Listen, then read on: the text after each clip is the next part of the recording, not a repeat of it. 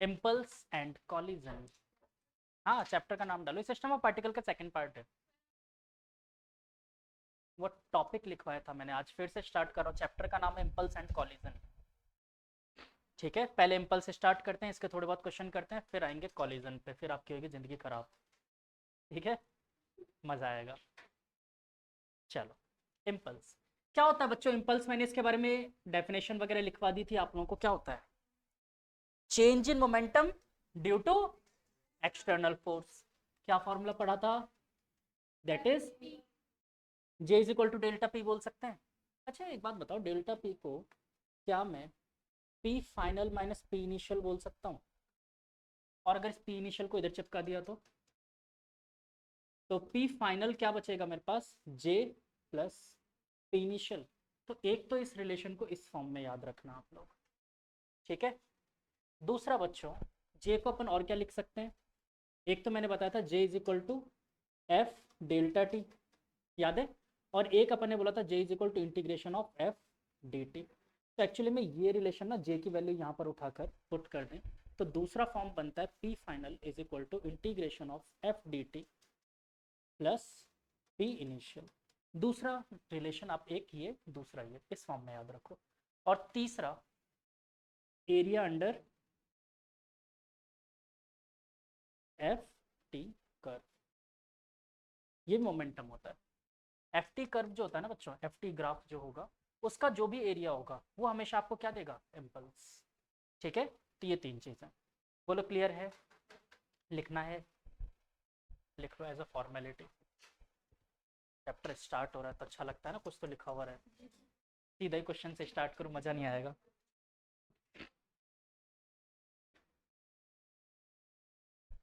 और as usual हम लोग पहले बहुत आसान आसान क्वेश्चंस करेंगे, तारा सिंह वाले, आसान।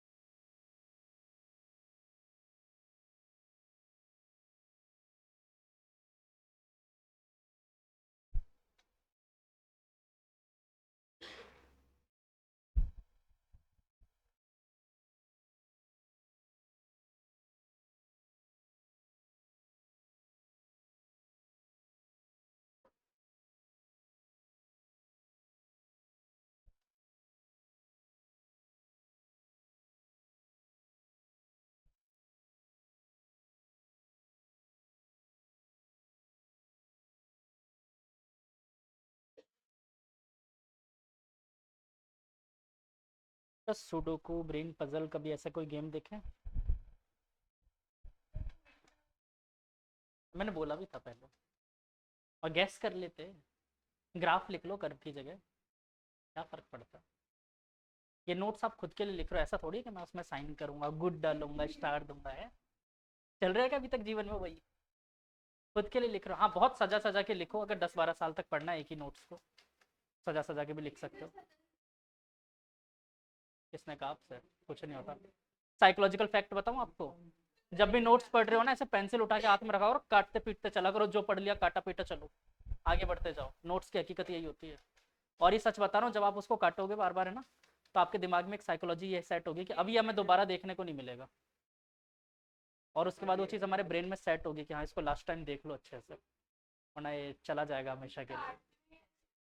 मैं तो ऐसा फाड़ फूड़ और देता हूँ, ये याद हो गया, लो फाड़ा फेंका ऐसे क्योंकि मैं उसमें पेज पे लिखता हूँ, A4 शीट पे। तो पढ़ा याद, मतलब ठीक है, याद हो गया, ठीक है फटाओ, ऐसे फाड़ के फेंक देता हूँ। हाँ तो उसमें फाड़ सकते हो पेज, कोई दिक्कत नहीं है। हाँ तो पेज मत फाड़ो कम से कम। हाँ ये देखो, ये चालू भी हो गई। अरे ठीक है, पेशेंस, पहले लिखो तो सही, खाली पेज ही फाड़ रहे हो। अच्छा, हाँ तो तारा सिंह ऐसे थोड़े। चलो, तो क्वेश्चन लिखो। Chinki fires, Chinki fires, Chinki fires bullet of 50 grams bullets of 50 grams from a machine gun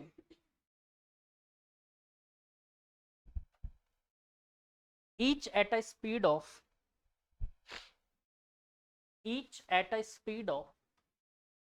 1 kilometer per second, each at a speed of 1 kilometer per second. If he fires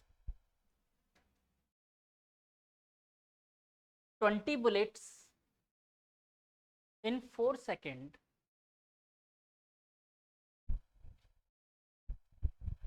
calculate resistive force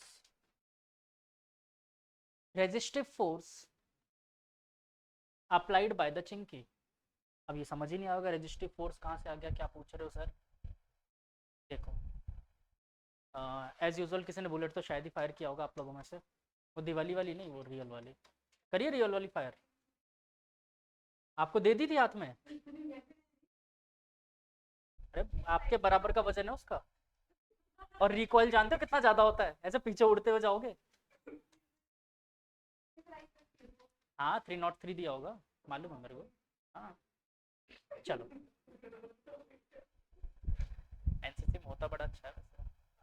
तो एक एक shell count होकर जाती है उसके, और गलती से एक भी शेल नहीं मिला ना, सबकी परेड लग जाएगी. वो शेल चाहिए मतलब चाहिए, फिर चाहे ज़मीन खोद के निकालो चाहे पाताल, एक एक शेल चाहिए वापस. काउंट होता है वो कितने बुलेट्स फायर किए गए. चलो, तो इसमें क्या हो रहा है कि बच्चों जैसे हमने फायर किया तो गन में रिकॉइल आता है एक. तो बच्चों उस रिकॉइल को अवॉइड करने के लिए आइडियली मान लो कि इसने इस तरीके से फायर किया कि जितना रिकॉइल फोर्स गन लगा रही है इसने रोक लिया, उसको पीछे रिकॉइल करने नहीं दे रहा गन को ये. ठीक है, तो एक रेजिस्टिव फोर्स लगा रहा होगा. तो इसका क्वेश्चन ये है कि कितना रेजिस्टिव फोर्स इसने लगाया कि 20 बुलेट्स इन 4 सेकंड कंटिन्यू फायर करा लेकिन रिकॉइल हुआ ही नहीं. रेजिस्टिव फोर्स पूछ रहा है आपसे. ठीक है, तो निकालो रेजिस्टिव फोर्स. मतलब कुछ नहीं निकालना आपको, डायरेक्ट चेंज इन. मैं क्यों बताऊं, सॉल्व करो.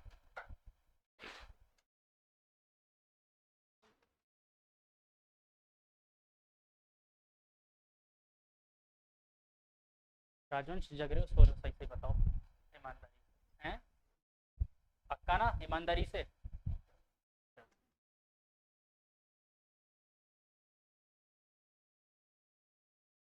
अरे मैं चांटा मार दूंगा.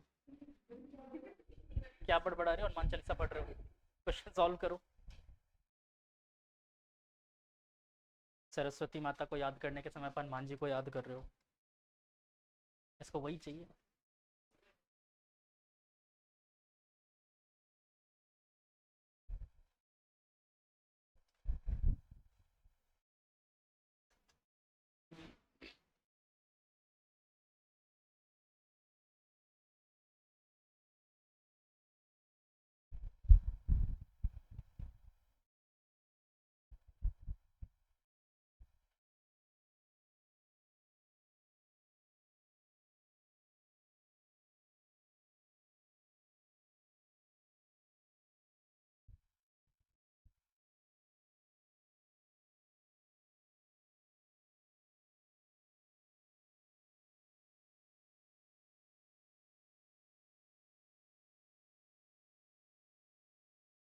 क्या हुआ, किसी से नहीं हो रहा. गंदा क्या है, बकवास मत क्या करो फालतू की. एक बात बताओ, जिस वक्त वो बैरल से बुलेट निकला उसका मोमेंटम क्या रहा होगा. मतलब निकलने से जस्ट पहले पी इनिशियल कितना रहा होगा. वेलोसिटी नहीं थी जब चली बुलेट, तभी तो वेलोसिटी आई, तो कितना होगा, 0. पी फाइनल क्या रहा होगा बच्चों, मास इनटू वेलोसिटी. मास कितना दे रखा है, किसने कहा, 50 इंटू 10⁻³ kg दे रखा है. केजी में रखोगे ना, ग्राम में थोड़ी रखोगे. ठीक है, और वेलोसिटी कितनी है उसकी, 1 किलोमीटर पर सेकंड, मतलब कि 10⁻³ और यूनिट क्या बन जाएगी मोमेंटम की, किलोग्राम मीटर पर सेकंड. बोलो हाँ या ना. और इससे मेरे पास सॉल्व करके आ गया पी फाइनल कितना आया बच्चों, 50 किलोग्राम मीटर पर सेकंड. बोलो इजीली ये बात समझ आई. Change in momentum delta P वो कितना आएगा बच्चों, P final minus P initial, तो किस्मत से ये भी आ गया 50 किलोग्राम मीटर पर सेकंड। 50 माइनस 0 कितना आएगा? 500। 50 आएगा। चलो, और याद है एफ इज इक्वल टू कितना होता था बच्चों? D P delta P change in momentum per unit time. पर एक प्रॉब्लम है, क्या एक ही बुलेट फायर किया क्या मैंने? कितने फायर किए? 20 बुलेट्स फायर किए, मतलब कि यहाँ पर क्या हो जाएगा? Total momentum N into delta P होगा, हाँ या ना? मतलब कि 20 हो जाएगा यहाँ पर, यस और नो? तो मैंने यहाँ पर लिख दिया बच्चों 20 इंटू 50, और कितने टाइम में फायर किया था? 4 सेकेंड। 4 6 जा 20, और बेटा ये कितना हो गया? 300। ठीक है, क्या हो गया? टफ था क्वेश्चन? फिर इस क्वेश्चन में तो कुछ नहीं था बेटा, ये अगर टफ लग रहा है तो फिर तो join LKG again. Restart.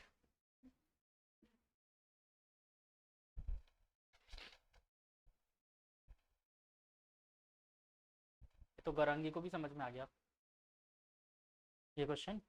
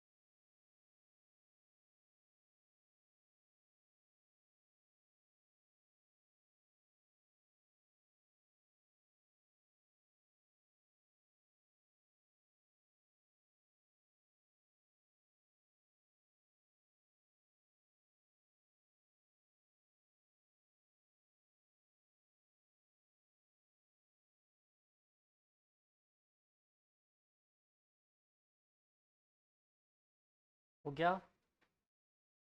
Next question लिखो। A box of mass 10 kg, a box of mass 10 kilogram 10 1 0 2 5 जा रूट 100, ठीक है, cube root of 1000। A box of mass 10 kg resting on a frictionless horizontal ground is acted upon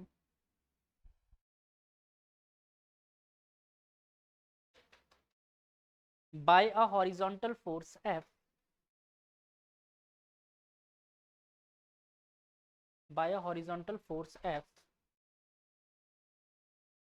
which varies as shown।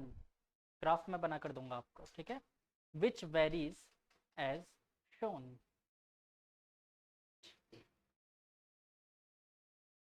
क्या चल रहा है?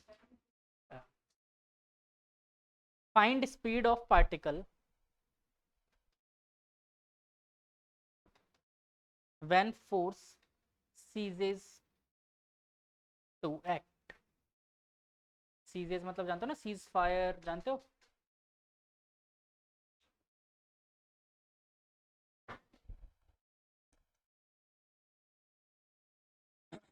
when force ceases to act। Cease, force लगाना बंद कर दिया, सीजेस।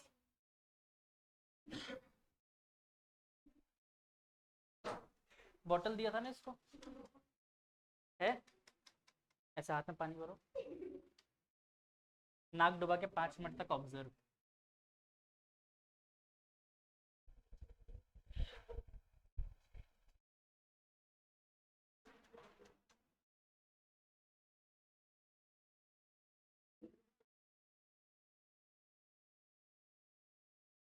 अच्छा, सच में मांग रही है क्या?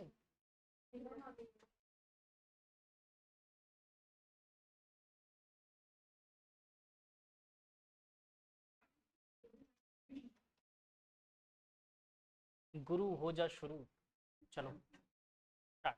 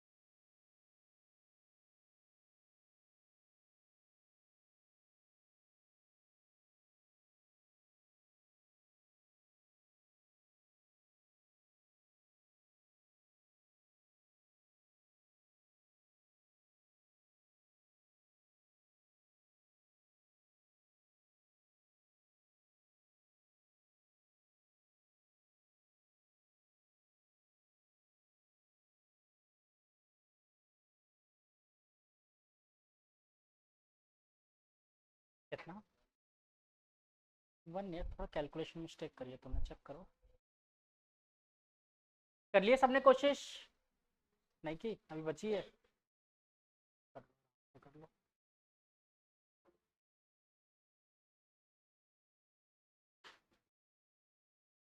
गलत है बेटा,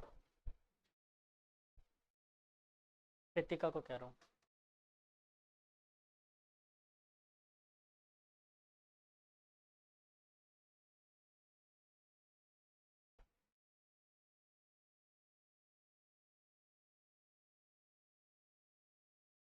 अच्छा 1 मिनट, सॉरी कितना आ रहा था तुम्हारा आंसर? 1 सही आ रहा था, मैंने डेटा गलत दे दिया, मैंने 100 दे, इसमें था क्वेश्चन में 100 दे रखा है, मैंने 10 दे दिया। ठीक है कोई दिक्कत नहीं है, 1 आएगा। 10 लेके कर दो, क्या दिक्कत है, डेटा ही तो अलग है।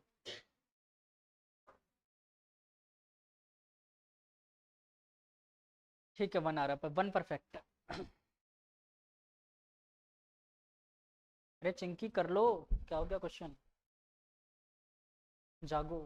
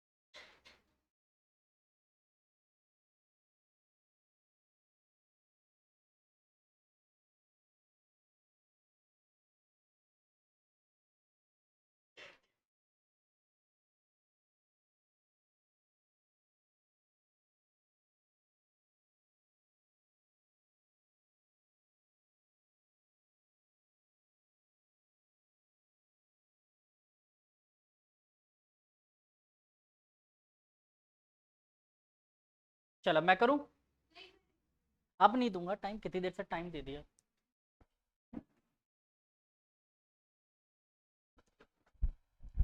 चलो सबसे पहले क्या करना था बच्चों, कितना दिमाग लगा रहे हो, इम्पल्स निकालना था area under the curve. Triangle का एरिया क्या होता है, हाफ इंटू बेस, बेस कितना है बच्चों 2, और हाइट कितनी है 10, कितना आ गया 10 किलोग्राम मीटर पर सेकंड, इम्पल्स आ गया। इसी को तो अपन चेंज इन मोमेंटम भी कहते हैं ना। पूछा क्या गया है, और स्टार्ट रेस्ट से किया इसने, है ना। तो बेटा डेल्टा पी का एक फॉर्मूला हुआ करता था शायद, P final minus P initial. P final can be written as M V, P initial is M U, U zero तो पी इनिशियल भी जीरो, आके ना। और डेल्टा पी कितना आ गया है, 10। तो 10 is equal to mass into velocity, और ये तो जीरो हो ही गया। तो मास कितना है बच्चों, 10, इधर भी 10 इंटू वी, 10 से 10 गुजर गया, क्या बचा, जीरो, 1 बच गया। तो v is equal to 1 metre per second. इतना सा दिमाग नहीं दौड़ाया तुम लोगों ने।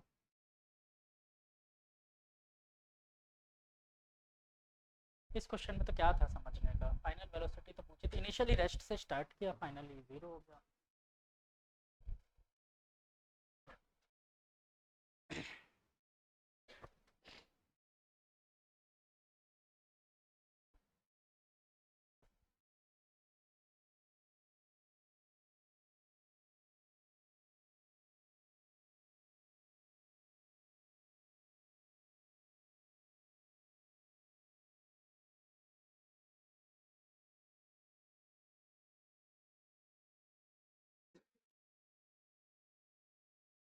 नेक्स्ट क्वेश्चन पे चलें।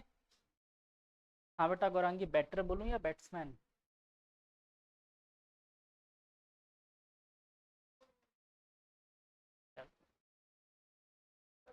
इसने मुझे मना किया था कि बैटर बोलना चाहिए, बैट्समैन नहीं।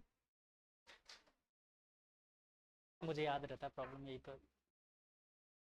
चलो तो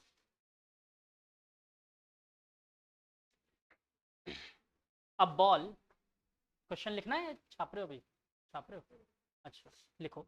अ ball hits a bat with 10 metre per second. Ball आई है बेटा 10 मीटर पर सेकेंड से, ठीक है।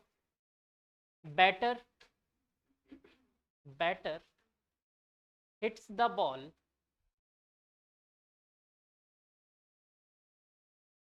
batter hits the ball, then the velocity of ball becomes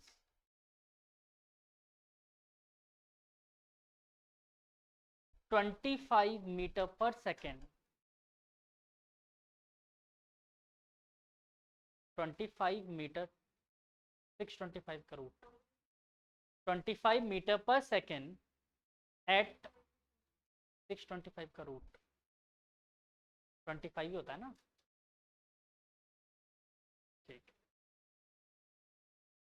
125/5 root बोला था उसको 25 की जगह, ठीक है। कहाँ तक लिखवा दिया, 25 metre per second at an angle of 37 degree, at an angle of 37 degree.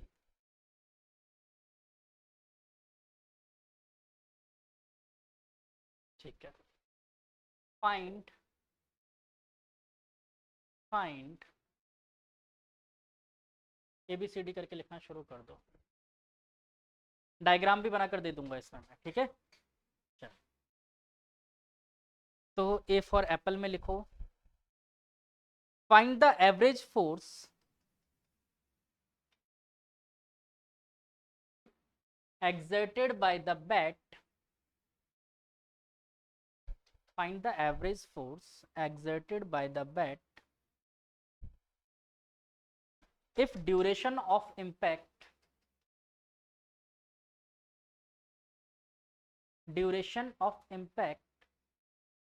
0.5 second, 0.05 second, 0.5 second. Point को हिंदी में दशमलव कहते हैं, ठीक है।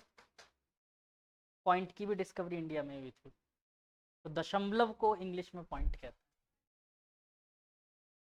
मैथमेटिशियन इंडिया में ही थे पूरे।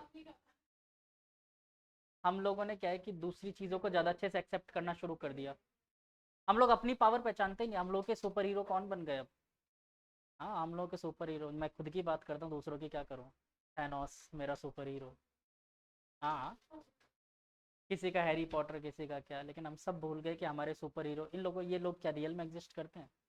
बट जो रियल में एग्जिस्ट करते हैं उन सुपर हीरोज़ को तो हम भूल गए।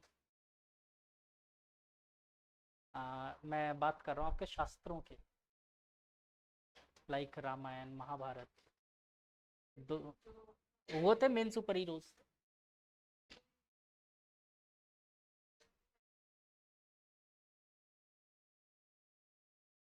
एक्चुअली में जिसे आप माइथोलॉजी या पावर समझते हो ना, वो कुछ अलग ही चीज़ है। वो रियलिटी में साइंस है, वहाँ पर भी मैं किसी दिन अगर मेरे को मौका मिलेगा तो मैं साइंस सिखाऊंगा तुम लोगों को। और मैंने अपने पुराने स्टूडेंट्स को सिखाया भी है, बताया भी है कि वो सब कुछ साइंस है, वो कुछ भी ऐसा नहीं है। पढ़ो, सीखो, जानो। बिल्कुल साइंस है। क्या आप नहीं देखते हो पास्ट वीडियो रिकॉर्ड करके? That is past. हाँ, अब फ्यूचर कैसे हो गया वो भी एक कंसेप्ट है जिसको अपन बोलते हैं थ्योरी ऑफ रिलेटिविटी में। सब कुछ साइंस है, मैंने कहा ना, सब कुछ साइंस है। चलो, आगे चलते हैं। आपने हमेशा सुना होगा त्रिकालदर्शी, त्रिकाल परिवर्तित कोई नहीं कर सकता, देख सकता है। ठीक है, चलो आगे चलते हैं।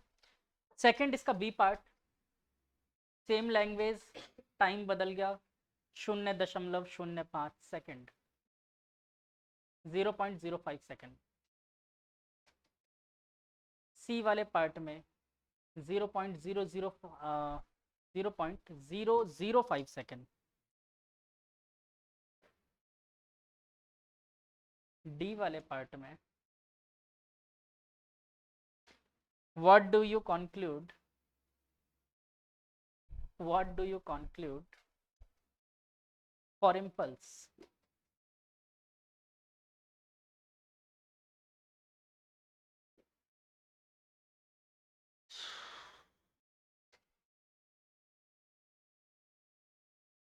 करो स्टार्ट।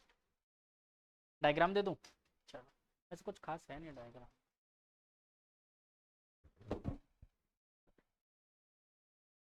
तो बेटा ये मान लो एक बैट है, सस्ता वाला बैट है, ठीक है, अज्यूम कर लेना यही बैट है जो है।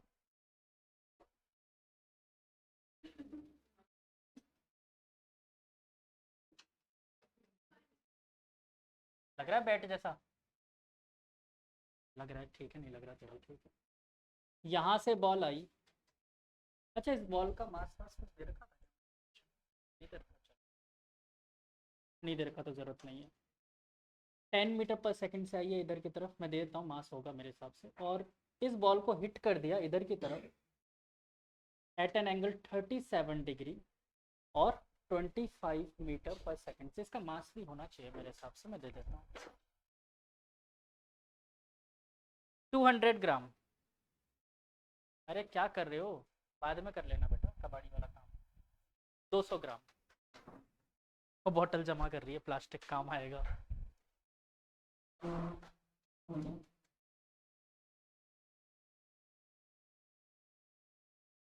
सेम बॉटल्स कम हो गए यहाँ पर पहले। हाँ, 8-10 बॉटल्स थे पहले, अभी 1-2 बचे हैं।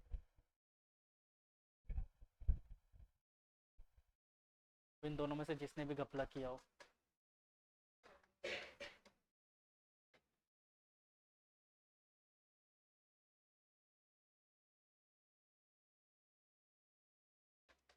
ये तुम में से किसी का है क्या, कोई छोड़ के चला गया क्या है? तुम्हारा है?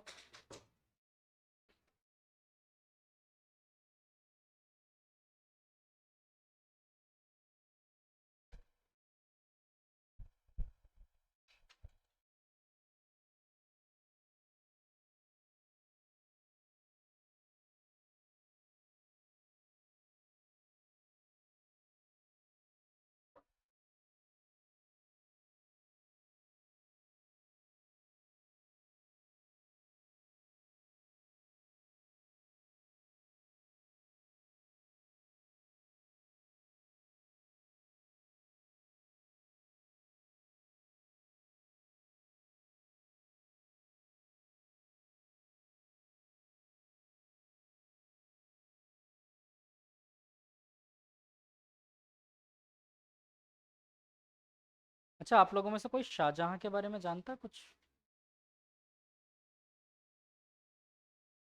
कैसे मरे थे? मुगलों में कोई युद्ध युद्ध में नहीं मरा, ये सारे एक ही तरीके से मरे हैं।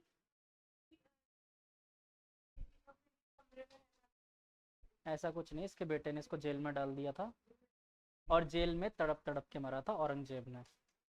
ठीक है। अच्छा, मुगल में सारे ही बड़े फनी तरीके से मरे हैं। सबसे पहले, हाँ, एक अकबरी थोड़ा ठीक ठाक मरा है, बाकी सब वैसे ही मरे हैं। सबसे पहले बाबर, तो वो एक युद्ध जीत के आया, तो उसके जीत के आने की खुशी में उसके बेटे ने बड़ा सा फंक्शन रखा। उस फंक्शन नहीं, उस फंक्शन में हाथी पागल हो गया, कुचल दिया उसको। तो बाबर रवाना। फिर हुमायूं ने अपने लिए बहुत बढ़िया लाइब्रेरी बनवाई, लकड़ी की लाइब्रेरी बनवाई। इनॉग्रेशन में गया लाइब्रेरी में, लाइब्रेरी गिर गई, उसके नीचे दब के मर गया वो। हाँ, ये ऐसे मरे ही ये सारे। हाँ, वो खुद की लाइब्रेरी के नीचे दब के मर गया। औरंगजेब का खैर अलग कहानी है, पहले पीछे लेके आता हूँ मैं। जहांगीर के साथ सेम हुआ था। जहांगीर भी जेल में, उसको शाहजहां ने जेल में बंद करके मारा था उसको भी।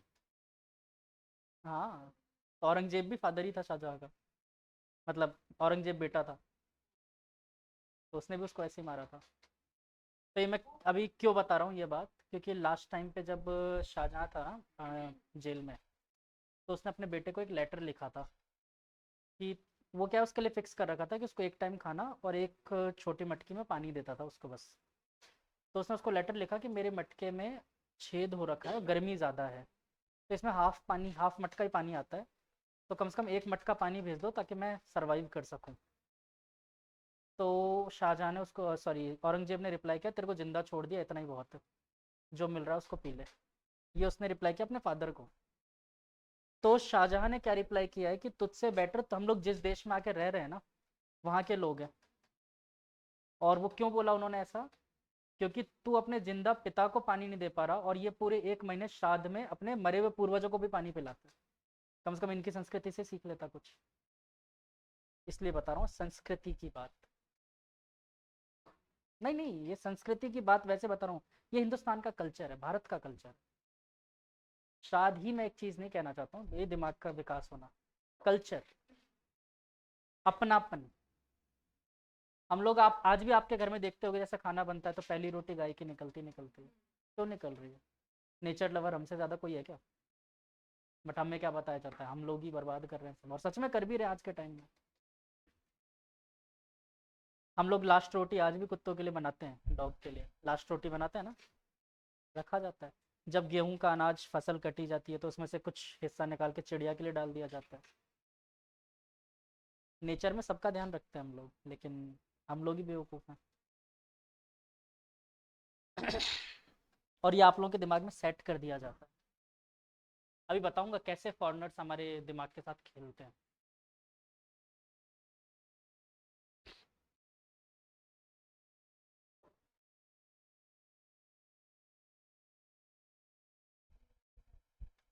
नहीं, 10 तो इसका आंसर पहली बात वेक्टर फॉर्म में आएगा।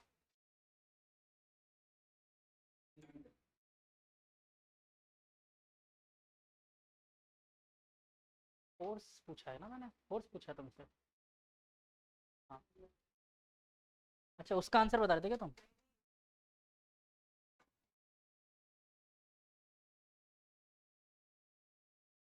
कॉपी में देखो।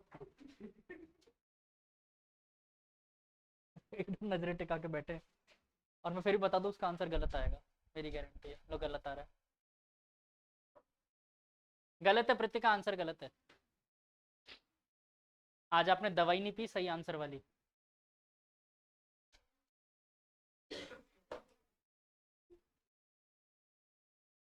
अरे, ये अभी से कहाँ से आ गए श्रीधर शर्मा यहाँ?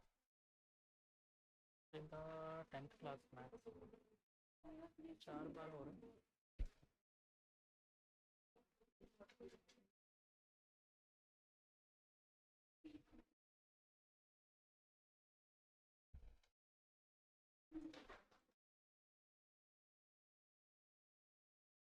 मैं सॉल्व करूं?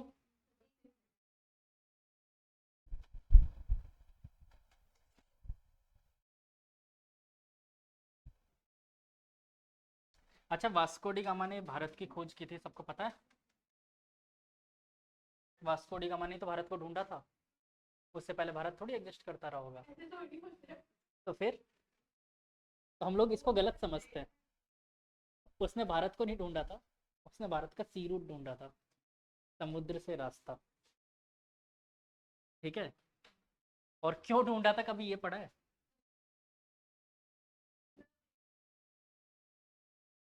हाँ, वो आपको ये बताया जाएगा कि मसालों की खेती के चक्कर में, ओ सॉरी, मसालों के चक्कर में और ये सब ढूंढा था, है ना? यही पढ़ा होगा हिस्ट्री के बुक में, रियलिटी ये नहीं थी। रियलिटी पता है क्या थी, क्यों ढूंढा था उसने? ये नहीं था प्रॉब्लम, प्रॉब्लम कुछ और थे। एक्चुअली में सबसे पहले तो भारत को ढूंढने के लिए कोलंबस साहब निकले थे, कोलंबस। और वो अपने यूरोप से चले गए ईस्ट वेस्ट की तरफ, और उन्हें वहाँ पर एक कंट्री मिली, आके अपने देश में हल्ला कर दिया, मुझे इंडिया मिल गया, इंडिया मिल गया। तो वहाँ के लोगों को आज भी रेड इंडियंस बोलता है। हाँ, रेड इंडियंस, क्योंकि उसने वहाँ पर हल्ला कर दिया, तो उस जगह का नाम उन्होंने वेस्ट इंडिया रखा था। इसीलिए वहाँ के छोटे से आइलैंड के ग्रुप को वेस्ट इंडीज बोला जाता है आज भी। वेस्ट इंडीज कोई कंट्री थोड़ी है। तो वहाँ पर ऐसा नहीं था कि कोई वहाँ पर, वो उन लोगों ने फालतू में हल्ला कर दिया, वो नेटिव अमेरिकन है वहाँ के, जो रियल अमेरिकन हैं, वो तो ब्रिटिशर्स हैं जो आपको दिखते हैं अब। नेटिव अमेरिकन तो खत्म हो गए। तो इन्होंने वहां पर जाके हल्ला मचा दिया, रुक जाओ रुक जाओ, अभी बताते हैं आंसर, अभी बताते हैं आंसर। तो हल्ला मचा दिया कि मुझे इंडिया मिल गया, इंडिया मिल गया। अब ये ढूंढ क्यों रहे थे? तो एक्चुअली में क्या था कि यूरोप में जस्ट नीचे जहाँ पर टर्की कंट्री है ना, यहाँ पर एक बड़ा सा ऑटोमन एम्पायर हुआ करता था, याद होगा, वर्ल्ड वर्ल्ड वॉर में पड़ा होगा। तो ऑटोमन एम्पायर इधर यूरोप को पीट पाट के सबको भगा, पीट रहा था। तो ये लोग अपना भागने का रास्ता ढूंढ रहे थे कि कल को हमें मारेगा तो हम भागेंगे कहाँ पर। तो एक गया यहाँ से, इसको अमेरिका मिल गया था, जिसको वेस्ट इंडीज नाम दिया। यहाँ से घूम के आए तो यहाँ पर मिल गया ईस्ट इंडिया, जिसको नाम दे दिया इन्होंने, इसलिए तो ईस्ट इंडिया बोला था, वरना सिर्फ इंडिया बोलते। तो ईस्ट इंडिया वर्ड ही इन्होंने इसलिए यूज किया था, क्योंकि वहाँ वाले को ये इंडिया समझते थे। हाँ, उसको इंडिया समझते थे ये लोग, इतने बैल थे ये लोग। और हमें हमें बताते हैं, समझदारी का सर्टिफिकेट देते हैं। अमेरिका, आपको पता है, ग्रुप ऑफ चोर। हाँ, ये जो अमेरिका आपको दिखता है ना रियल में, ये यूरोप की सारी कंट्रीज ने जाकर वहां पर इन्वेजन किया था। और लेबर्स कैसे बेचते थे पता है आपको? ये स्लेव्स बेचते थे, मतलब उनको सब तराजू में तोल तोल के। वहाँ के जो नेटिव अमेरिकन थे ना, उनको तराजू में तोल के बेचते थे कि इतने स्लेव्स तुम ले जाओ, इतने तुम ले जाओ, ऐसा तराजू में तोलते। I think you are right. वो तुम ही सोचो क्या बोलते होंगे। तराजू में तोल तोल के लोगों को बेचा वहां पर, यूरोप में, सॉरी ऑस्ट्रेलिया में, अमेरिका में। और अमेरिका तो नाम बाद में पड़ा, ब्रिटिशर्स ही तो है पूरे, मतलब सिर्फ ब्रिटिश बोलना गलत है, यहाँ पर फ्रांस के भी लोग हैं। तो बाद में इनको लगा कि यार हम लोग जब यहाँ पर आके हम लोग लूट पाट मचा रहे, तो हम ब्रिटेन को क्यों दें। तो इन्होंने देना बंद कर दिया वहाँ पर, और अपनी कंट्री का ग्रुप बना लिया, तो उसको यूनाइटेड स्टेट बोला गया, इसलिए उसका नाम यूनाइटेड स्टेट है। और वहाँ पर आज भी एक स्टेट से दूसरे स्टेट में जाने के लिए आपको वो लेनी पड़ती है, सिटीजनशिप, एक स्टेट से दूसरे स्टेट में। अब मैं सॉल्व करता हूँ, फिर देखते हैं, ठीक है। एक बात बताओ, जब ये बॉल इधर आ रही थी तब इसकी वेलोसिटी क्या हुआ करती थी? यू इज इक्वल टू कितना था? 10 नहीं था बेटा, 10 माइनस का आई टोपला, याद है? इधर की तरफ आ रहा है माइनस आई टोपला, ठीक है। तो मोमेंटम क्या रहा होगा बच्चों initial? P I is equal to M into U, vector form में बोल देते हैं, तो वैक्टर फॉर्म में क्या आ जाएगा? मास 200 ग्राम था, मतलब 0.2 kg into 10 minus I cap, that is 2, minus का 2 आई कैप बोल दो, ये पी इनिशियल। अब पी फाइनल निकालें, फाइनल मोमेंटम कितना हो गया? P final is equal to क्या होगा बच्चों? एम इंटू वी फाइनल होगा, मतलब वी फाइनल वेलोसिटी जो भी रही है। अब ये फाइनल वेलोसिटी देखो आप ध्यान से, दो कंपोनेंट हैं इसके, एक डायरेक्शन में है ही नहीं है। कौन कौन से कंपोनेंट टूटेंगे? एक तो इस तरफ टूटेगा, और एक ऊपर की तरफ। तो इधर की तरफ जो कंपोनेंट टूटेगा बच्चों, वो कितना टूटेगा? 25 cos 37, ये 25 sin 37। What is the value of cos 37? Last one. हाँ बेटा, ये नहीं होती यार। अच्छा, वेरी गुड, कमाल कर दिया यार। 25 into 4/5 that is 20 metre per second, और ये कितना आ जाएगा बच्चों? 15 मीटर पर सेकेंड। लेकिन डायरेक्शन भी देखो, ये एक्स की तरफ है, वाई की तरफ है, तो अपन एज वेक्टर फॉर्म में लिखें इसको तो क्या लिखेंगे? 0.2 इंटू एक्स की तरफ कितना जा रहा है बच्चों? 20 आई कैप और प्लस 15 जे कैप। तो इसको मल्टीप्लाई कर देते हैं 0.2 को, तो क्या बचेगा? 4 आई कैप प्लस 3 जे कैप। ये पी फाइनल मिल गया मुझे, पी इनिशियल मिल गया। कोई दिक्कत? चेंज इन मोमेंटम निकाल सकते हैं, क्या आएगा बच्चों? Delta P is equal to P final minus P initial. ठीक है, पी फाइनल कितना? 4 आई टोपला प्लस 3 जे टोपला माइनस माइनस का तो प्लस हो जाएगा 2 आई टोपला, दैट इज 6 आई टोपला प्लस 3 जे टोपला। ये तो आ गया डेल्टा पी। और अगर मैंने इसको टाइम से डिवाइड कर दिया तो फोर्स आ जाएगा 6 आई कैप प्लस 3 जे कैप। टाइम से डिवाइड कर दो। टाइम की 3 वैल्यूज दे रखी है, क्या क्या? 0.5, 0.05 एंड 0.005। मतलब कि मैं बोल सकता हूँ 1/2, 1/20 एंड 1/200। तो मतलब क्या होगा? एक बार 20 से मल्टीप्लाई होगा, एक बार 200 से मल्टीप्लाई होगा, एक बार 2 से मल्टीप्लाई होगा। तो और 3 आंसर्स आर, मैं डायरेक्ट कर रहा हूँ। पहला आंसर आ जाएगा फर्स्ट का, F is equal to 12 I cap plus 6 J cap. Second का बी पार्ट का आंसर आ रहा है आपका 120 I cap plus 60 J cap. और सी पार्ट का आंसर आ रहा है बच्चों 1200 आई कैप प्लस 600 जे कैप। ठीक है, अभी नहीं आया तारा सिंह? पक्का ना? चलो, अभी पहले ये तीनों करने तो फिर डी पार्ट कंक्लूजन निकालना बस अपन को। इन तीनों का ही कंक्लूजन निकालना कि टाइम ऑफ कांटेक्ट जितना ज़्यादा कम होता गया, सोचो फोर्स उतना ज़्यादा बढ़ गया, और एक तरह से मैं ये बोल सकता हूँ इम्पल्स भी तो बढ़ गया। ठीक है।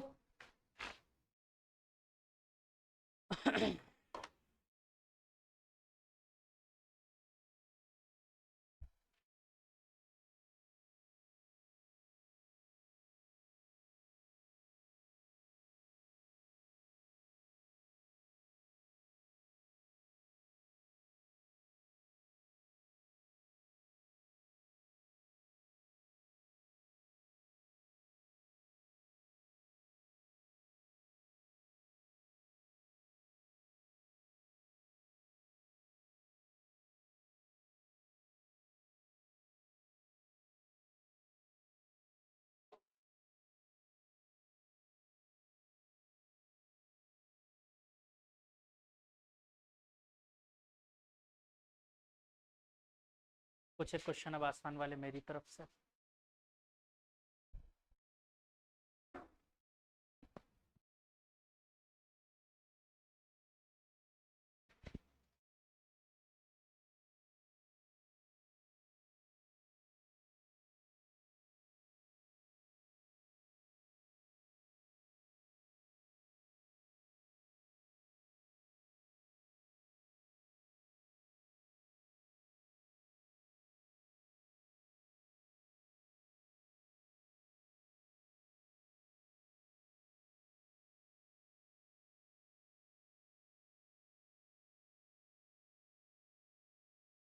चलो ये छाप लो, फिर मेरी तरफ से क्वेश्चन पे चलते हैं।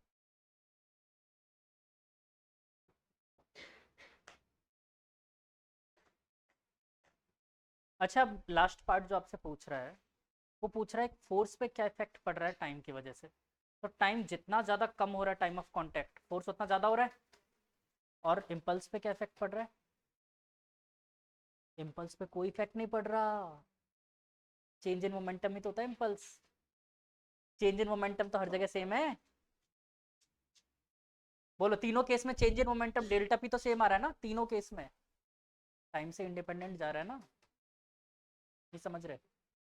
डेल्टा पी निकाला अपन ने यहाँ पर, ये देखो ऊपर, हर केस में डेल्टा पी तो यही है तीनों केस में। तो डेल्टा पी थोड़ी चेंज हो रहा है टाइम चेंज होने से। चेंज इन मोमेंटम तो वही है, ठीक है। तो इम्पल्स सेम रहेगा लेकिन फोर्स चेंज हो जाएगा। जितना कम टाइम ऑफ कांटेक्ट होगा फोर्स उतना ज़्यादा होगा, ठीक है।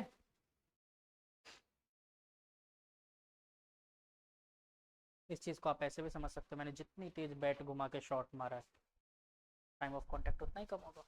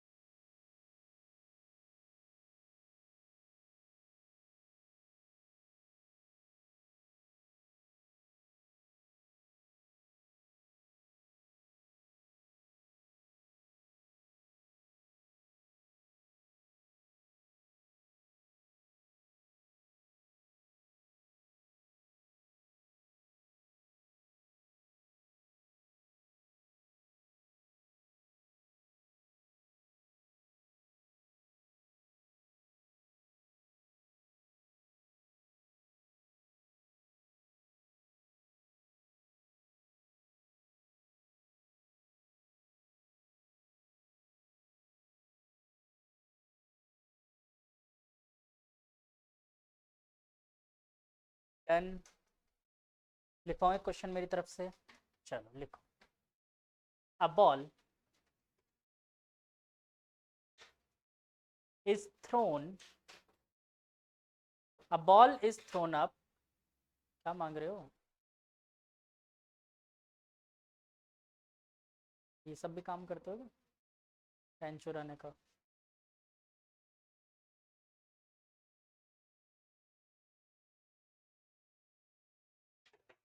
A ball is thrown up with velocity 10 meter per second at an angle of 30 degree from a tower. A ball is thrown up with a velocity 10 meter per second at an angle 30 degree from a tower of height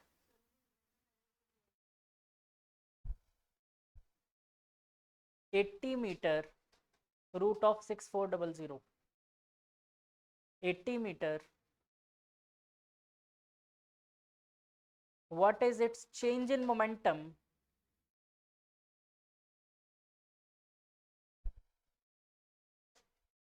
when the ball touches the ground?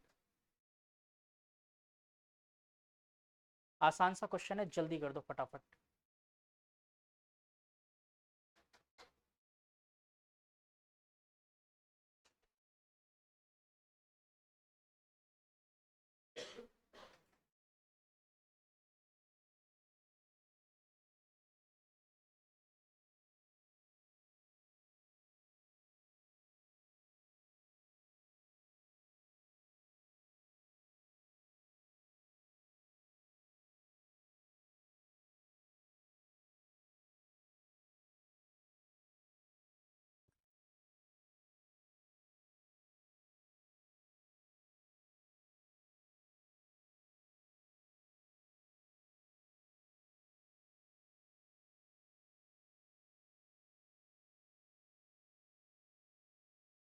Ball का मास ले लो, देता हूँ 1 kg।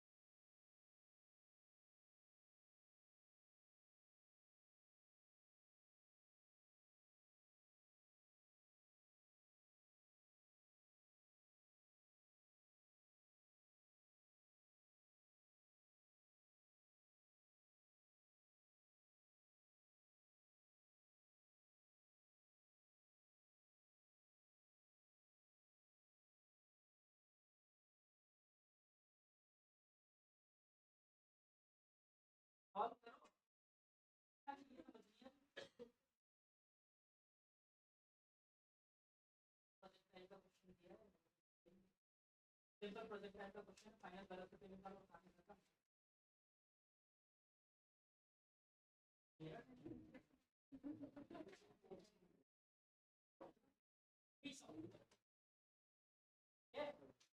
बहुत time नहीं है।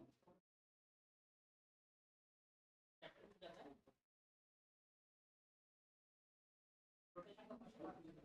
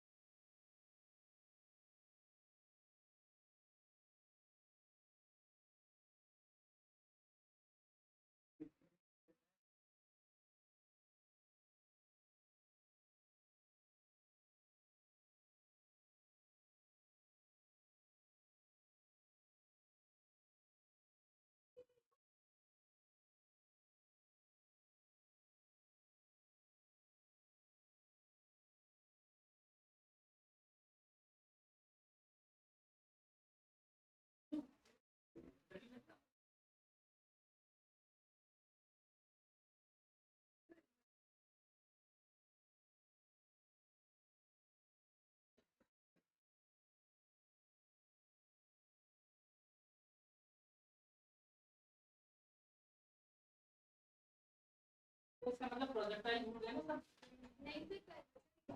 हाँ कर रहे हैं, देखो मैं क्या बना रहा हूँ।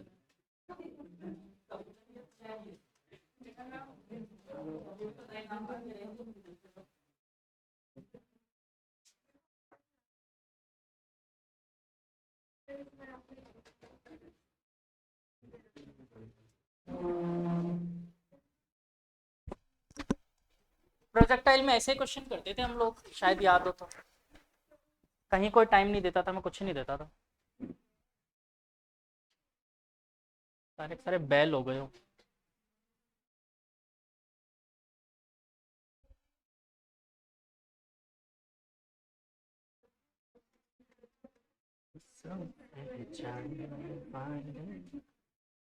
बेटा दीवा पिट जाओगे, चुपचाप अपने कॉपी में क्वेश्चन सॉल्व कर लो। अरे खुद तो कर लो, समझा रहे हो उसको।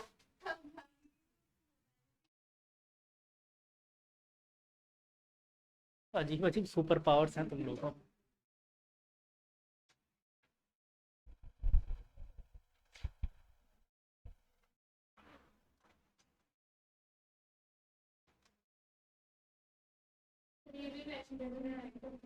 क्या क्या कह रहे हैं? निकाल लो, वेक्टर्स में निकालना है तो, बाकी कॉमन सेंस से आएगा इसका आंसर।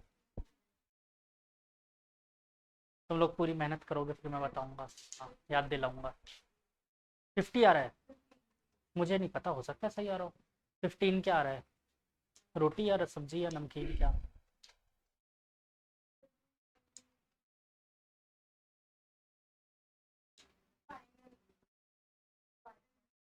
फाइनल क्या?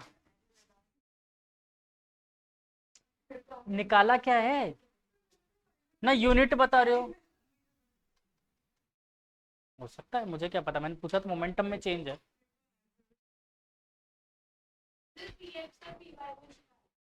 अरे वाह, तो बस काम ही हो गया सॉल्व।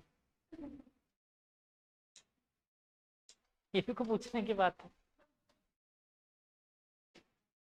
चलो मैं कर रहा हूँ क्वेश्चन, देखो इधर सब लोग, बहुत समय नष्ट कर दिया हम लोगों ने।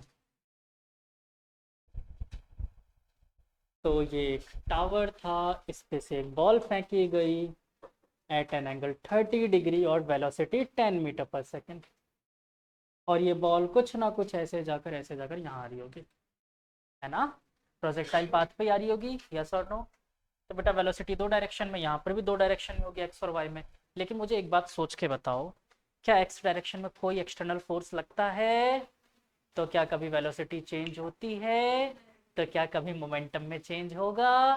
नहीं, तो एक्स डायरेक्शन को देखना ही नहीं है, बात ही खत्म। किसको देखना था? सिर्फ और सिर्फ वाई डायरेक्शन को। तो देखो वाई डायरेक्शन में यहाँ पर कंपोनेंट कितना बच्चों? 10 sin 30। sin 30 क्या होता है? 1/2, that is 5 metre per second. मतलब मैं बोल सकता हूँ initial velocity in y direction is 5 metre per second. एक एक्सेलरेशन भी तो लग रहा होगा वाई डायरेक्शन में, कौन लगा रहा है वो एक्सेलरेशन? अर्थ उसे नीचे खींच रही है तभी तो नीचे आ रहा है। इस एक्सेलरेशन से -10 मीटर पर सेकेंड। डिस्प्लेसमेंट कितना कर गया ये पार्टिकल? 180। क्यों 80 बोला? तो 180 का, अरे मैंने √6400 बोल दिया था फिर भी। तो -80 मीटर। बोलो कोई तकलीफ? मुझे क्या निकालना है? v निकालना है। 3 डेटा है मेरे पास। तो v square is equal to u square plus 2ah, यही हुआ करता था। Put all the values. 5 का स्क्वायर 25 प्लस 2 इंटू एक्सेलरेशन 10 और s 80, कितना आ गया? 25 प्लस दैट इज 1625 का रूट v की वैल्यू आ गई। अब प्रॉब्लम है इसको आपको सॉल्व करना नहीं आता, और किस्मत से मुझे भी नहीं आता, ठीक है। पर मुझे ये पता है कि इसमें से 25 कॉमन जरूर निकाल सकता हूँ मैं, है ना। 25 कॉमन निकाल के देखें क्या बचेगा अंदर, बताओ जल्दी। 25 बाहर निकालो तो अंदर बचा 5 रूट ऑफ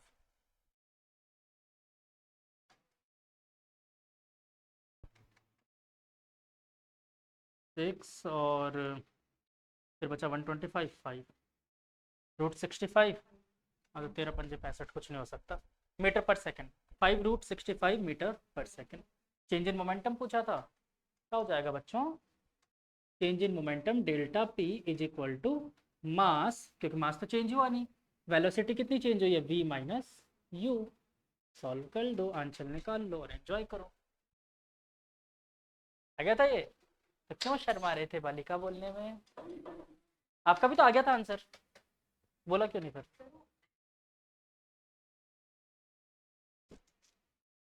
4 लाइन में तो आंसर आ गया इसका, और इतनी देर लगा देते क्वेश्चन सॉल्व करने में। अच्छा, सुबह वाली क्लास में एक टेस्टी क्वेश्चन और कराया था, दिमाग फटने वाला, बोलो तो करवाऊँ? चलो जाने दो, माफ किया तुम लोगों को। हाँ हाँ बेटा, गेट आउट। तुम्हें जाना है? मैं तो कह रहा हूँ जा सकते हो। है इच्छा? बस तो क्यों टेंशन ले रहे हो?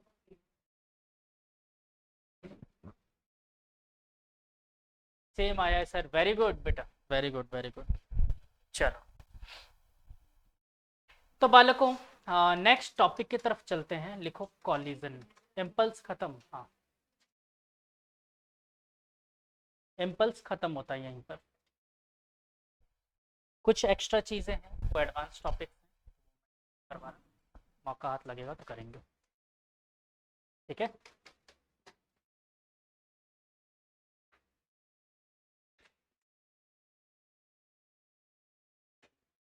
कॉलिजन,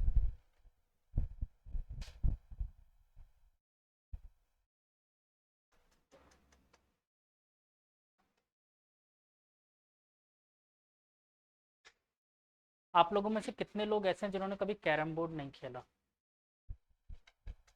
नहीं खेला कभी? सबने खेला हुआ है? सबको अच्छे से खेलना आता है? मेरे को नहीं आता इसलिए पूछ रहा हूँ। देखा है, मैं कभी खेला नहीं ना, प्रॉब्लम है। खेलना चाहिए था तो ये टॉपिक बड़े अच्छे समझ में आता, ठीक है। कॉलिजन,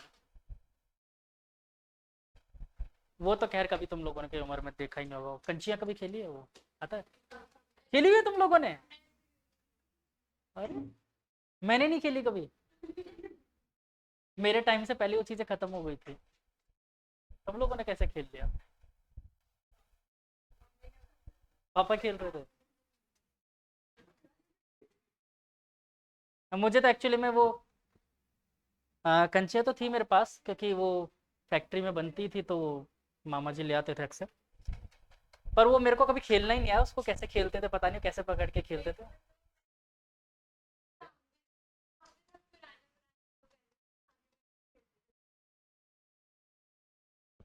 गजब। नहीं तो मुझे वो खेलना ना तो आता है, सही बताऊं। और बाकी वो गेम जरूर होता था, बड़ा इंटरेस्ट लेते थे लोग उस गेम में।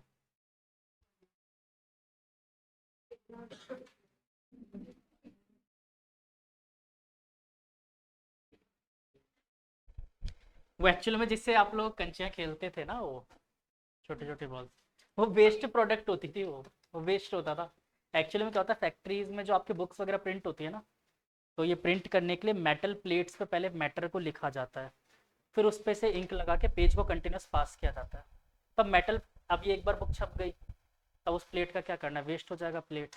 तो इसलिए क्या करते हैं, उसको एक ट्रे में डाल देते हैं। और ये कांच की जो बॉल्स होती है ना, जिसको कंचे कहते हो आप, ये बड़े बड़े बॉल्स होते हैं। इसको उस प्लेट में प्लेट के ऊपर रखकर और बजरी डाल के और मशीन को चालू कर दे, तो मशीन कंटिन्यू वाइब्रेट करती रहती है मशीन। तो ऑटोमेटिक वो मैटर जो भी लिखा होता है साफ हो जाता है। इसलिए वो यूज़ करते थे। तो धीरे धीरे छोटी बॉल हो जाती है ना, तो वेस्ट प्रोडक्ट हो जाता है, तो उसको कंचे के फॉर्म में मार्केट में निकाल देते हैं। नहीं नहीं, वो वेस्ट प्रोडक्ट होता है वो। हाँ हाँ। अरे तो वो एक्चुअली मैंने बताया ना, मेनली तो वेस्ट प्रोडक्ट वो इसलिए है क्योंकि वो जब वो एक्चुअली में इतनी बड़ी बड़ी बॉल्स होती थी वो, उस टाइम की प्राइस मुझे पता है, 60 रुपए की बॉल्स होती थी इतनी बड़ी बड़ी। और हाँ, काफी बड़ी बॉल, जब पेपर वेट का साइज होता है ना, ऑलमोस्ट इस साइज के कंचे होती थी वो। तो धीरे धीरे वो छोटी हो जाती है ना। हाँ, धीरे धीरे जब छोटी हो जाती है ना वो, तो फिर वो वेस्ट हो जाती है, तो फिर उसको मार्केट में बेच देते हैं वो लोग। अब हो सकता है बनाते भी हो, मैं ऐसा मना नहीं कर रहा, कांच बनाना भी कोई बड़ी बात नहीं है, मिट्टी से ही तो बनता है।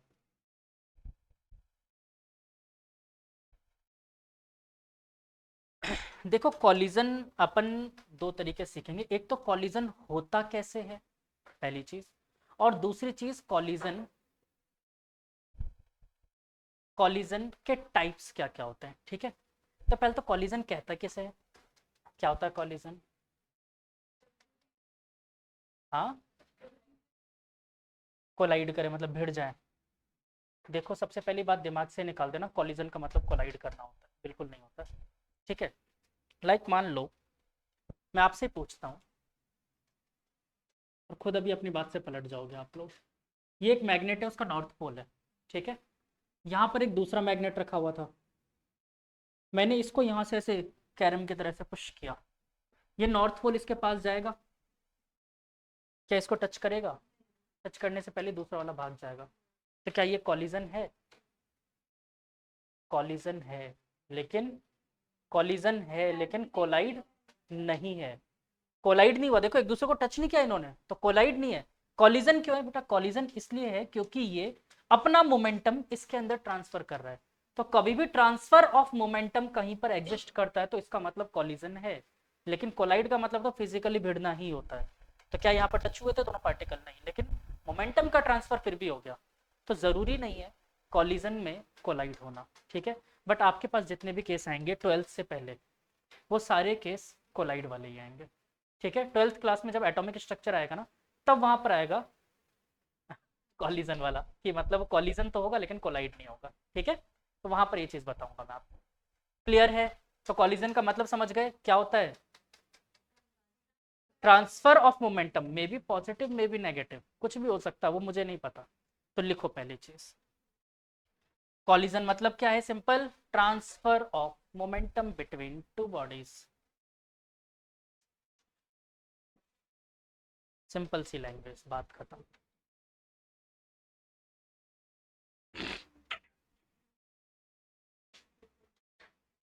ठीक है, आप लोगों में से कौन खुद को मानता है कि कैरम में प्रो है, थोड़ा बहुत भी प्रो, जिसे कट शॉट खेलना आता हो। अब क्या नालायक को, जिंदगी भर कुछ किया ही नहीं है क्या तुम लोगों ने।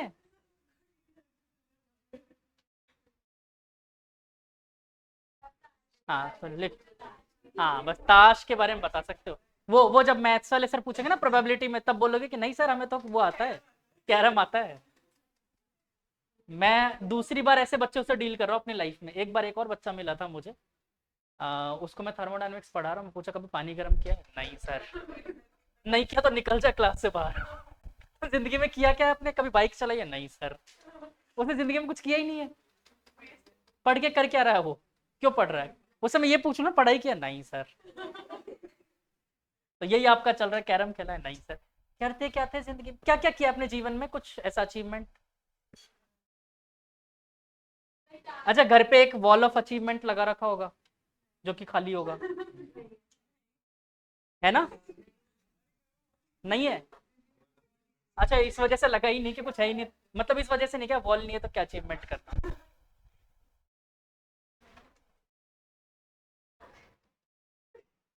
मैंने अपने फेसबुक पे एक फोटो लगाई थी ऐसे ही, कर्टन्स खोलते हुए, माय वॉल ऑफ अचीवमेंट, खाली दीवार। तो यही आप लोगों के साथ चल रहा है। चलो, तो बच्चों देखो, कॉलिजन दो टाइप से हो सकता है। दो टाइप से हो सकता है कैरम बोर्ड के अकॉर्डिंग। अगर आप लोगों को थोड़ा भी आता है तो समझने की कोशिश करना। मैं डायरेक्ट पहले कैरम बोर्ड से आपको एक्सप्लेन करता हूँ, फिर वापस फिजिक्स पे लेके आऊंगा। ये तो पता है कि अपनी जो क्या बोलते हैं उसे, स्ट्राइगर से गोटियों को यहाँ पर पहुँचाना होता है, ये तो मालूम है। तो मान लो यहाँ पर एक अपने पास रखा हुआ, और ये है स्ट्राइकर। स्ट्राइकर स्ट्राइकर स्ट्राइकर ये स्ट्राइकर है मेरे पास, और इसे मैं हिट करता हूँ। ठीक है, इसे मैं यहाँ से हिट कर रहा हूँ। तो देखो, ये डायरेक्टली दोनों एक साथ इसमें पहुँच जाएंगे, हाँ या ना? दोनों ना भी पहुँचे, पॉसिबल है। दोनों ना भी पहुँचे, पॉसिबल है। ये यहाँ से जाए, इससे टकराए, खुद जीरो वेलोसिटी पे आ जाए ये, और ये वाला पार्टिकल इसमें पहुँच जाए। ये भी हो सकता है। होता है ऐसा, कभी खेला ही नहीं इसका। हाँ, कई बार तो ऐसा भी हो जाता है कि ये पहुंच जाता है और ये रह जाता है। ठीक है, क्योंकि देखो, समझो नहीं, ऐसा जरूरी नहीं है कि 100% ट्रांसफर कर दे। जरूरी नहीं, हो सकता दोनों आगे चले जाए। तो देखो, यहाँ पर एक बात समझो, ये कॉलिजन जो हो रहा है ना, ये वाला, ये परफेक्टली एक लाइन में हो रहा है बच्चों, एक लाइन में। मतलब अब इस बात को मैं बाहर फिजिक्स में अलग से समझाता हूँ। एक पार्टिकल ऐसे चल रहा है, ठीक है, कि जिसकी वेलोसिटी इस तरफ थी, इसको बोलता हूँ u1, इसका मास m1। यहाँ पर एक दूसरा पार्टिकल पहले से चल रहा था, जिसकी वेलोसिटी थी u2 और इसका मास था m2। ठीक है, और फाइनली ये लोग टकरा गए। टकराने के बाद वेलोसिटीज चेंज हो गई, m1 का हो गया v1 और इसका हो गया m2 का v2। ठीक है, कुछ भी हो गई होगी, एक रुक गया होगा, एक कुछ भी हुआ होगा, मेरे को नहीं पता क्या हुआ। लेकिन देखो, जिस डायरेक्शन में ये मोशन कर रहे हैं, उसी डायरेक्शन में कॉलिजन है। सेम डायरेक्शन में मोशन और सेम डायरेक्शन में कॉलिजन है। ऐसे सिचुएशन को अपन कहते हैं head on collision. Head on collision, बोलो पहली बात समझ आई? हेड ऑन कॉलिजन, जब लाइन ऑफ इम्पैक्ट पर ही आपका मोशन भी हो, तो उसे हम क्या कहते हैं? Head on collision. पहला कॉलिजन समझ आया। दूसरा होता है ऑब्लिक कॉलिजन, वो समझते हैं क्या होता है। अगर आप लोगों में से कोई प्रो है, तो यहाँ पर और यहाँ पर रखा है मैंने स्ट्राइकर। ठीक है, क्या इसको निकाल सकते हो? थोड़ा सा और इधर कर देते हैं, चलो। अब निकाल सकते हो? कैसे? थोड़ा सा साइड में किक करेंगे, सबको पता है। तो यानी कि आपने बोला कि सर हम इसको कुछ ऐसे यहाँ पर किक करने की कोशिश करेंगे, जिसकी वजह से क्या होगा, ये इधर की तरफ मूव कर जाएगा। अब जरा सोचो, क्या लाइन ऑफ इम्पैक्ट ये हो गया? ये बन गया लाइन ऑफ इम्पैक्ट, यस और नो? और मोशन कहाँ हो रहा है? इस पार्टिकल का इधर और इस पार्टिकल का इधर। ऐसा, क्या motion of the particle is on the line of impact? नहीं, तो उसको हम क्या कहते हैं? Oblique collision. बात समझ आई? पक्का? तो ऑब्लिक कॉलिजन क्या होता है? जो हेड ऑन कॉलिजन नहीं होता। ठीक है, जो भी हेड ऑन कॉलिजन नहीं होगा वो सब क्या होंगे, ऑब्लिक कॉलिजन। अब अपने दिमाग में बनाते रहना जो जो बना सकते हो। बोलो यहाँ तक की बात समझ आई? तो पहले तो इसको नोट डाउन करो, दो पार्ट हो गए हेड ऑन कॉलिजन। ये टाइप्स ऑफ कॉलिजन नहीं है, तरीके हैं कॉलिजन होने के, मेथड्स ऑफ कॉलिजन। दो टाइप के मेथड्स हो सकते हैं।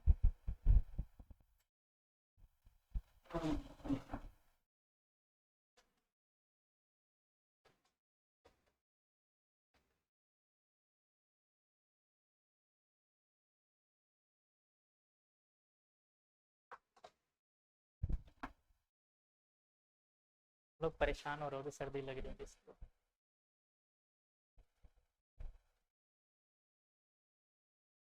ऑब्लिक स्पेलिंग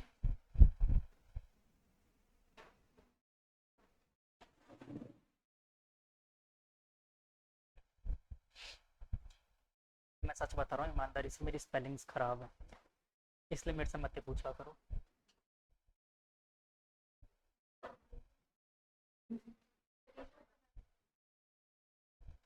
और क्या है कि मेरे 10th क्लास में मेरी टीचर ने मुझे स्पेलिंग्स बनाना सिखा दिया था। जबरदस्ती डांटती थी, लर्न नहीं होने चाहिए, बनाया करो। बनाने लग गया तिरंगे तिरंगे स्पेलिंग, हो गया काम।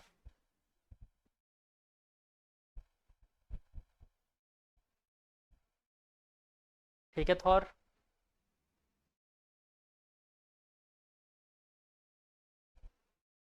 नहीं, हैमर लेके घूम रहे हो ना तुम थॉर का, इसलिए पूछ रहा हूँ, उसको क्या बता रहे हो?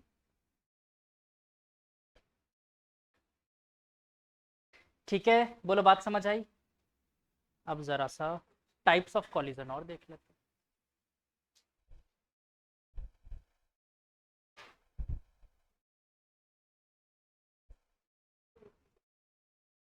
तो देखो आपके सिलेबस में है एक्चुअली में दो टाइप के कॉलिजन। ठीक है, एक को कहते हैं इलास्टिक कॉलिजन और दूसरा होता है इनलास्टिक कॉलिजन। लेकिन हमेशा पूछा जाता है इन दोनों के बीच का कॉलिजन। ठीक है, ना तो वो इलास्टिक हो ना ही वो इन इलास्टिक हो। ठीक है, चलो तो टाइप्स ऑफ कॉलिजन लिखते हैं। इलास्टिक कॉलिजन,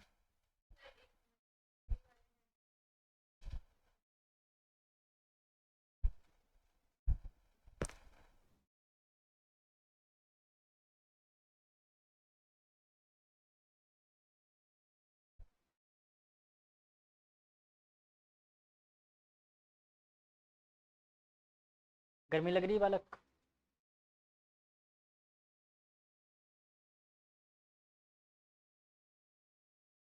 बेटा फैन चला दो पीछे का।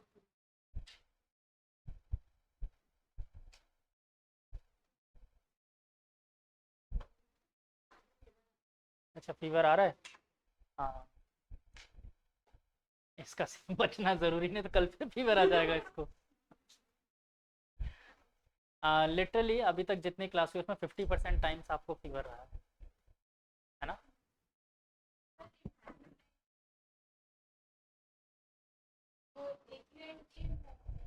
लाइन ऑफ इम्पैक्ट कहते हैं बेटा। लाइन ऑफ इम्पैक्ट पर ही अगर उसी डायरेक्शन में वेलोसिटी हो तो उसे अपन कहते हैं हेड ऑन कॉलिजन। और जहां हेड ऑन कॉलिजन ना हो उसे क्या कहते हैं, ऑब्लिक कॉलिजन। ठीक है। नहीं, साइंस में ऐसी डेफिनेशंस होती है। आइडियल गैस किसे कहते हैं? अरे आप अभी कौन से चैप्टर पहुंचे केमिस्ट्री में? हाँ तो इसका अगला चैप्टर है वो, स्टेट्स ऑफ मैटर। हट गया क्या चैप्टर स्टेट ऑफ मैटर? अरे मेरे सिलेबस में मैं पढ़ाऊंगा। किसने कहा? अरे किसने कहा, मेरा फेवरेट चैप्टर है। और क्या, अरे मजा आ जाता है उसको पढ़ने में, थर्मोडायनेमिक्स को तो लिटरली बता रहा हूँ, बहुत मजा आता है, इंटरेस्ट आता है उसको पढ़ने में। थर्मोडायनेमिक्स बहुत इंटरेस्टिंग है। केमिस्ट्री मुझे आती नहीं है तो पूछने से फायदा नहीं है, फिजिक्स पूछ लेना। फिजिक्स में भी आएगा थर्मोडायनेमिक्स, इसलिए बोल रहा हूँ। हाँ, अरे तब देखना जब मजा आएगा, फिजिक्स में पढ़ाऊंगा तब। क्या? अच्छा कितने टॉपिक्स पढ़ लिए थर्मोडायनेमिक्स में भाई? नहीं, यहाँ पर अच्छा थर्मो हाँ तो फिर क्यों रो रहे हो? तो पहले पढ़ना फिर मजा आएगा देखना। चलो, तो पहला लिखो इलास्टिक कॉलिजन। हम इलास्टिक कॉलिजन के बारे में पढ़ेंगे। दूसरा इन इलास्टिक कॉलिजन कहलाता है। जो इलास्टिक कॉलिजन नहीं है वो क्या है? ऐसा नहीं होता है, ठीक है। यहाँ पर एक कहानी आती है कोफिशिएंट ऑफ रेस्टिट्यूशन की, वो बताऊंगा। फिलहाल तो मैं थोड़ी बहुत चीजें पहले बात करता हूँ। इलास्टिक कॉलिजन लिखो, elastic collision when kinetic energy before collision, kinetic energy before collision is equal to kinetic energy after collision.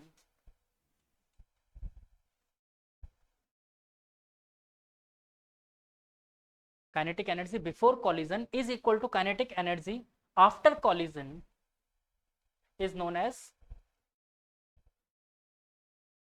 elastic collision. इसमें एक पॉइंट लिखना, इंपॉर्टेंट पॉइंट लिखवा रहा हूँ।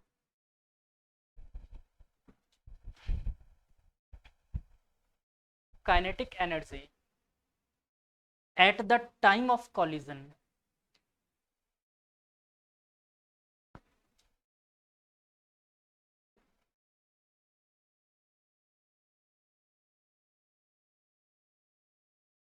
at the time of collision, उसके आगे ये लिखो,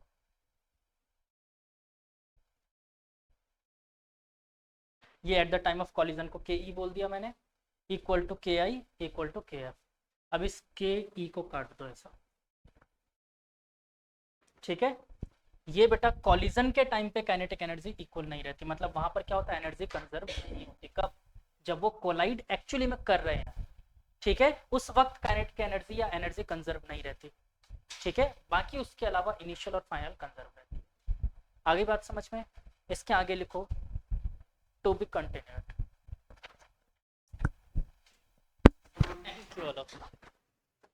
ठीक है।